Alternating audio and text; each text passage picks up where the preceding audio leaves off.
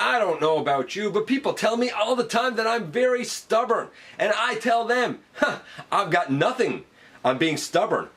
When compared to Headstrong, this of course is the Transformers Power of the Primes, Headstrong. And he's going to be our focus in the latest GotBot True review.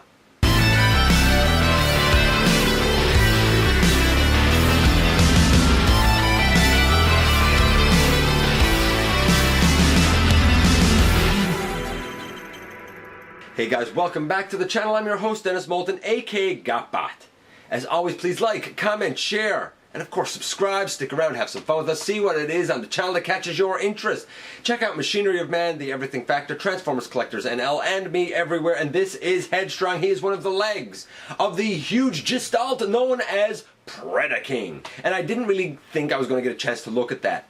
In essence, my look at the Titan Class Predaking characters and figures relates directly back to the series that I did from episodes 354 to 369 when I considered Predaking in 2018, and really focused a lot on Unique Toys Warlord and of course the KO oversized Jinbao of Feral Rex. Actually it was Nero Rex, same difference.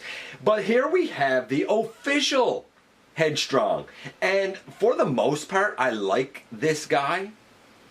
Now I say for the most part because I don't like this on his shoulder, and it does have a 5mm peg, but that doesn't work real well. I get it. You're trying to incorporate this thing, and like he doesn't even need to have his hand up. Like it can just, it's pretty secure, but like it doesn't look good. I wish there was a way to attach to the back, but alas, we can't do that really because of this. No one will ever notice. Shh. Anyway, I didn't know what to think of this guy first. Let's head over to the table though and take a closer look at him. And it's rhino time as we go headlong into Headstrong. And he's a rhino. He's a big, bulky, like really super duper bulky rhino who's like tummy is really gigantic. Alright, okay. And we have this whole section up here. It makes sense, it's accurate. Seems really large, but it's accurate. It's his accessory. It's also the foot and technically the hand of Predaking, but we'll talk about that in just a few minutes. Here he is, you know, kind of with the incredibly smaller Unique Toys take on the character. I do like, well this is much smaller, I do like the overall animal look more. Now, as I've stated before, I'm kind of looking at this set and these guys in comparison to Unique Toys Warlord, who I think is the best for, you know, that chug scaling, and of course the KO. And right now in animal mode, I feel like both this guy and the Jinbao KO of Feral Rex pulls off the animal mode better. The animal mode, not the strength with the Titan set at all, especially for these guys. Nevertheless, we're going to take a look at his accessory, I guess, and then we'll sort of get into the posability of this and conversion, and we'll talk about his paint apps and all of that good stuff, I guess. And you may have noticed a certain lack of enthusiasm a moment ago. It's because I kind of don't know what to make of this. Like, this is enormous, and I don't know, like, I guess it's all right, but like, I don't really dig this as his only accessory. There's no sword, no other, like, smaller hand blaster. It's this. And the one thing I will give her credit for is that in the back we do have a space where we can put the hand of Predaking. You know, we already looked at one arm, we didn't look at the hand with it because I wanted to wait to show it here. We're going to look at the hand accessory when we look at the other arm later on. This is the foot. The foot. And that's what I see it as. I know it's supposed to be like some sort of like maybe a rocket launcher or something, but like I see it as a foot. And I even know it's accurate, but I still see it as a foot. Just saying. So, what can I say good here? It's mostly accurate, honestly. The lower back legs, they should probably be black, but like this detailing up here, it's a sticker. This is a sticker, but like that detailing really should kind of be there. The yellow body, the red head with the black horn, like it's pretty accurate. It's, you know, it is. The only thing that's not really accurate is this huge tummy that he has. But I understand why it's there, and I kind of forgive him for having it, to be honest with you. In this mode, the head can go left and right. I guess it slightly looks up and down. Well, it can look really up and down. That being said, the face is just under here, so though it goes left and right, you might not want to turn it too much. It looks like the jaw can open. As has been said many times, it cannot. The back legs, they can fold back like that. That's about it. Can't really even go out to the side. The front legs, they can bend back on a knee. I've seen some people say that they prefer leaving the legs out to the side so that you have forward and backward range of motion. I think that depends on the person they're supposed to be in. You know, it is what it is. It's all right. Like, it's just really, it's a really bulky rhino. And maybe, you know what? Maybe there are those out there who would say, hey, it should be a really bulky rhino because a rhino is a really bulky animal. So, yeah, like, I get the logic of having the thigh piece of Predaking affixed there. I totally get it and I totally respect it. Well, what about the conversion and the robot articulation? I haven't given any marks at this point. Let's jump into that. It's not hard. Again, I feel like there are nods here to Titan Class Devastator and nods here to the like Unique Toys take on this guy.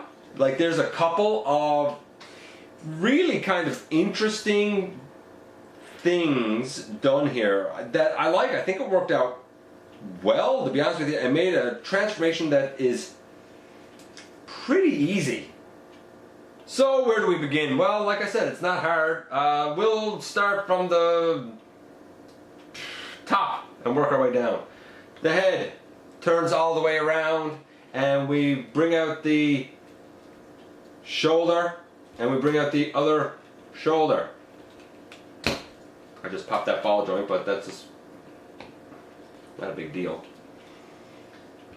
And that's not this, that was me fiddling with them. So we bring those out to the side, and really this is just the whole arm hanging down here. So we kind of have, you know, we angle this down, angle this down. There's your upper body done. All we have to worry about now is the lower body, and I'm just going to readjust things a little bit so we can see his entire body in frame. So we haven't done too much yet, pretty easy so far. Next, we've kind of unpegged these pieces. They're pegged in here and here, little slots here and here, and really you just bring them all the way down and straighten them out, just like we did on many of the legs for Devastator. Pulling these out from the side and bringing them down and turning the head around is kind of similar to what we had with both Warlord, their version of Headstrong, and with Feral Rex. It's sort of standard. Then, because this is not a good enough leg, we come here and we fold the leg, I guess the knee, and then fold the whole thing in, and then you rotate the whole thing down around. When you rotate it down, it will tab in as you rotate it down. There is a tab system there. I could show it to you, but honestly I find that it's pretty smooth, and as you rotate this down, it will really tab in pretty much on its own. And then in the end, really, like, boom, here you have Headstrong in his robot mode, and it looks pretty great. In terms of his accessory, I guess I'll show it because I sort of have to.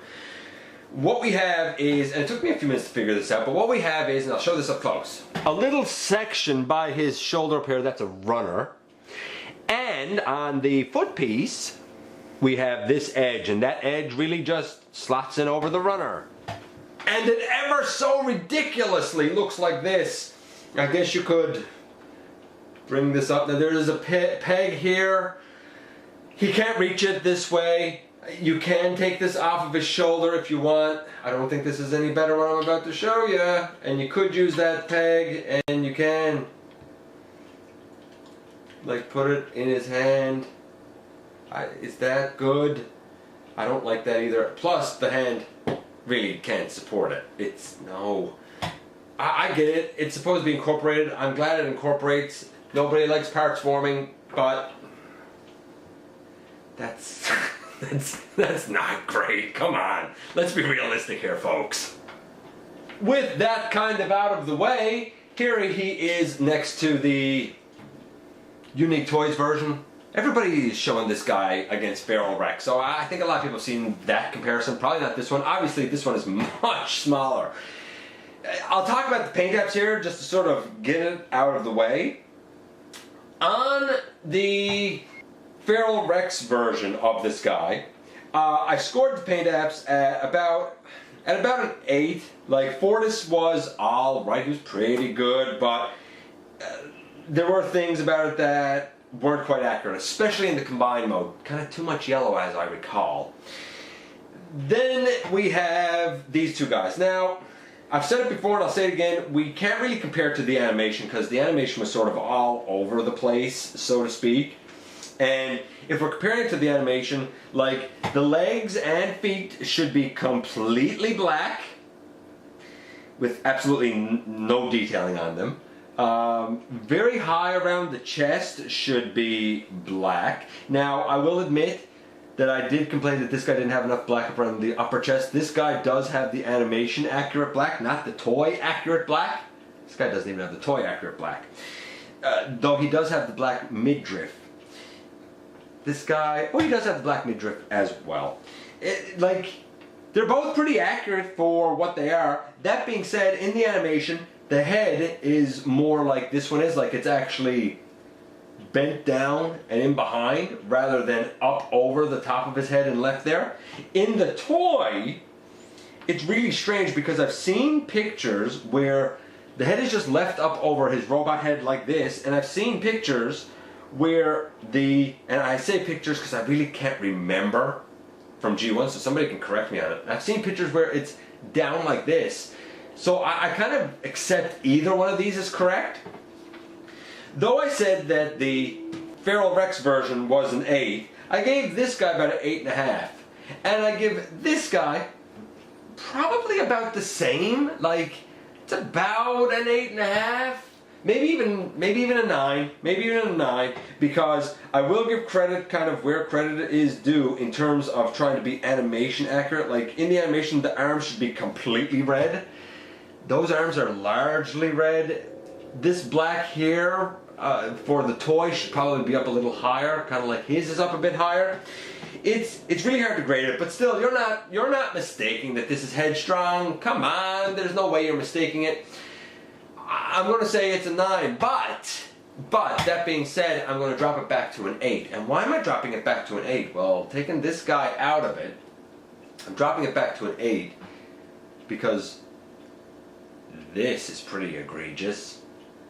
This, I get why it's there, but you can't even remove it. It's like, if that's like his ponytail for his hair, like, it's really thick ponytail. Somebody should probably take him to the barber. I'm just saying, it's very large and it is egregious. It looks egregious. In hand, I don't find it too bad. And we'll talk about that in a moment, but in the meantime, just to give some size comparisons here he is next to the Power of the Primes Wreck-Gar. This guy's billed as a Voyager class. He seems like a really big Voyager class to me. Maybe not to you. I looked at Wreck-Gar in full in episode 433. Here he is next to a Voyager class being Alita 1, my custom Alita 1, who I looked at a little while ago. Can't remember what episode I looked at her in offhand, but not that long ago. She's definitely smaller than this guy. Now, he could be labeled as a Voyager, just a big Voyager. I totally agree with that. I think Voyager's probably the right thing to call him because here he is as well with the leader class Optimal Optimus, and like it's arguable, like he doesn't seem as big as a leader class, but not quite as small as a Voyager. He's, you know, he's somewhere in between, man. He's somewhere in between. And I looked at Optimal Optimus with a like table of contents of timestamps for everything covered in episode 432 because his was kind of long. I like this guy, I do, but I can't, like I want to give him a 9 for the paint-ups, but I can't just ignore this, as much as it doesn't really bother me in hand. Truth is, you know, you can kind of hold on, she's flying, like, you know, turn it into a play feature, man. Turn it into a play feature. The head, it goes left and right. It does not look up or down. The arms, they go all the way around, out to the side. We have bicep swivel, deeper than 90 degrees at the elbow. We have a waist, but you need to move the handle out really to get much use of it. The legs, they go to the side about that far, not the widest splits, but good enough. Forward all the way, if we pick this up, they can go all the way back. Thigh swivel, 90 degrees on a soft ratchet at the knee, and ankle tilt. Nothing at the wrist, for the record. So he has an awful lot of articulation, and I completely respect that. Man, I'm finding this guy kind of challenging to give an accurate kind of score to. What will I say for him? So, while the Feral Rex version was an 8 for paint apps, and the Warlord version was an 8.5, and I think this one is an 8 because of that kind of backpack, but it might be a 9 if the backpack doesn't bother you. The articulation is a different story. The articulation for Warlord's iteration of this character is like a 6.75 because there are certain tolerance issues that really absolutely kind of bugged me with that. Like ball joints that didn't quite feel correct, if that makes sense. So I had marked him down. For the KO, the KO had about a 5, but the actual Feral Rex is about a 9, so like there's a lot of weird numbers here to work with. That being said, either way, this guy's articulation, even with that huge backpack, is about an 8.5. It is the best of the bunch. Arguably not the best when it comes to the official Feral Rex, which I can't speak a whole lot on. It's good though. His is really good. So we have one more mode to go to, and I'll grade the transformation there. Right now we have an 8, and we have, say, a solid 8.5. The guy's at 8.25. That's where we're standing at, going into his limb mode and the transformation for that. Now the limb mode is kind of easy, like I said, to get to. We take this whole section and pull it forward. The whole flap comes up. This is very similar to really any version of this guy. Again, since I have him in hand here, it really puts me in mind of the Warlord iteration. Then we take this whole section, and I'll do this next, and the whole thing comes right up around. And once we have this up, well, it goes off screen, so we'll deal with that after. Then we have the arms here. The arms here, they go in on the side, we bend this down. In on the side, bend this down. Again, doing this very much like we have with Warlord. And then once we have that down, we fold it in. Very much like Warlord and I think Fortis. So, very similar transformation. The legs, again, they're like we're going back to his animal mode. We take this and we rotate it all the way up. It will again tab in, or it should. It does on this one. I don't know if it tabs in for everybody. It does on this one. Then we fold this up and fold this up over the front, and that tabs in and that tabs in. The foot will sandwich in between. I'm not going to worry about doing that right now. This is what we have for the leg, except for turning the hip, and then right at the very top we bring that down, and there we go. There's the leg that he is. And guess what? This is not the sort of thing where he could be the other leg. He has to be this leg because we have part of the front skirt, part of that yellow goldish front skirt here.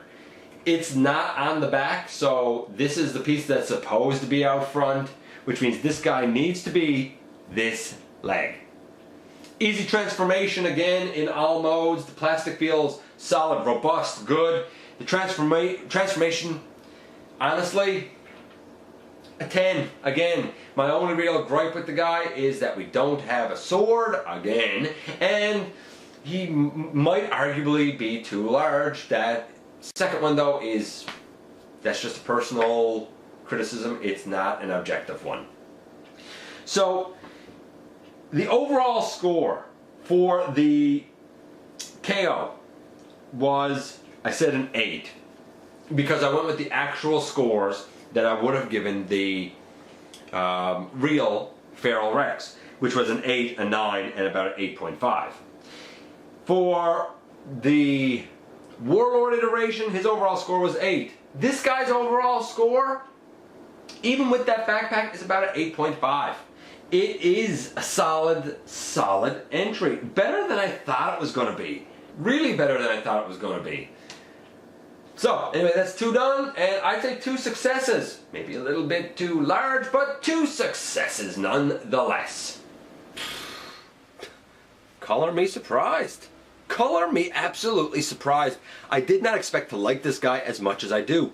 He's largely accurate, granted a little bit toy and a little bit animation, but he's mostly accurate, and you could argue that his feet should be black. You could even say that like between the 2 chest black sections should be yellow if you want to go for toy accuracy.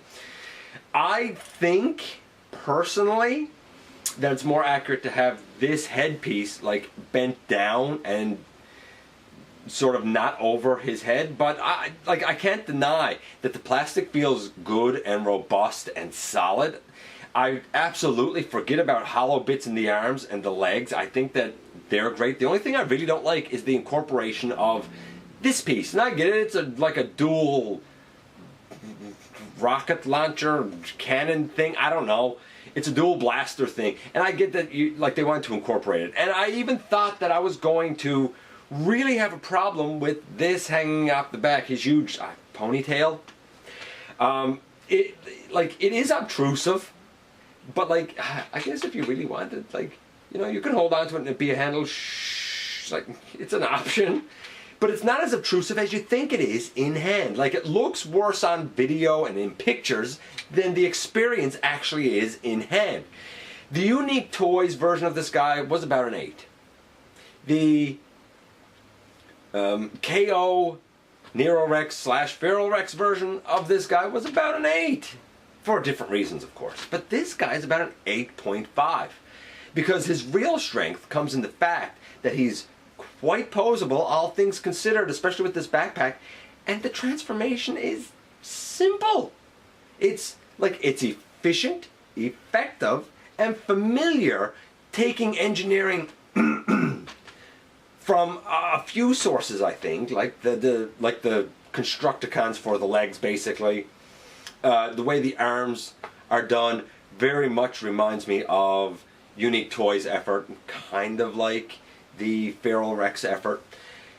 And it all comes together rather nicely to give a conversion that for me feels familiar, but is involved just enough to be interesting, yet quick enough that you can go between modes and it's satisfying.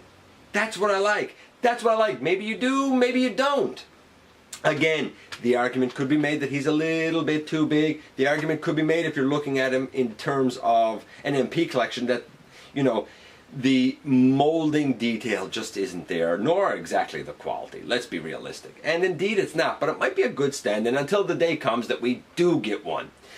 Anyway, let me know what you think about this guy and where you think that this set is fitting in so far. You know, I'd love to hear from you guys. I'm going to say thanks again for giving me some of your extremely valuable time. You know it's appreciated. Please hit that subscribe button. And again, I very much look forward to the next time that you and I get together to have another visit right here when we look at the other leg inside the videos.